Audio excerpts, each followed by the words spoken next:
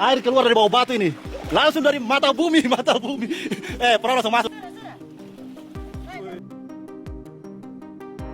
Seorang pria di Fak-Fak menemukan mata air yang sangat jernih dan dingin. Uniknya, menurut pengunggah video akun Julio Patur Fuad menyebutkan, jika mata air tersebut keluar dari bawah batu. Di sana orang bilang kali bumi, di sini mata bumi.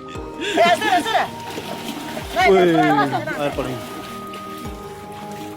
Sontak video tersebut viral. Tak sedikit dari warganet menjelaskan bahwa fenomena itu merupakan hulu dari sumber air, tempat di mana mata air muncul. Air paling. Diketahui, lokasi berada di Fak-Fak, Papua Barat. Air keluar dari bawah batu ini, langsung dari mata bumi, mata bumi. Perahu langsung masuk ya. Langsung tenang, langsung tenang. Sudah.